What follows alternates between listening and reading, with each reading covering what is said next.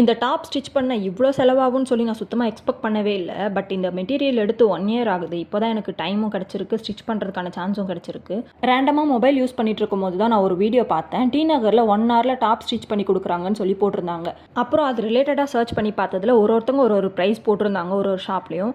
But நான் நியர்பையில் search பண்ணி பார்த்தப்போ ஜெயச்சந்திரனில் வந்து ஸ்டிச் பண்ணுறாங்க அப்படின்ற மாதிரி பார்த்துருந்தேன். ஸோ அங்கே போய் பார்த்தா ப்ரைஸுமே வந்து ரொம்ப அஃபோர்டபுளாக இருந்தது. ஒரு டாப் ஸ்டிச் பண்ணுறதுக்கு ஜஸ்ட் 80 ருபீஸ் தான் அவங்க சார்ஜ் பண்ணாங்க. ஸோ அவங்களே மெஷர்மெண்ட்ஸுமே வந்து எடுத்துக்கிறாங்க. டி நகர் வரைக்கும் போயிட்டு ஒரு வேளை டெய்லர் வந்து நம்ம சொல்கிற மெஷர்மெண்ட்டில் ஒழுங்காக ஸ்டிச் பண்ணி கொடுக்கலன்னா என்ன பண்ணுறது, 500 வேஸ்ட் ஆகிடும்னு சொல்லிட்டு நான் இங்கேயே வந்து ட்ரை பண்ணி பார்க்கலான்னு சொல்லிட்டு இங்கேயே ஸ்டிச் பண்ணிட்டேன். 2-3 டேஸ் வந்து எடுத்துக்கிட்டாங்க ஸ்டிச் பண்ணுறதுக்கு. It's okay for me. And also வந்து ப்ரைஸுமே ரொம்ப அஃபோர்டபுளாக இருந்ததுனால ஓகே ட்ரை பண்ணி பார்க்கலான்னு சொல்லி நான் ஸ்டிச் பண்ணேன். ஸ்டிச்சிங் வந்து பர்ஃபெக்டாக இருந்ததுன்னா நான் சொல்ல மாட்டேன்.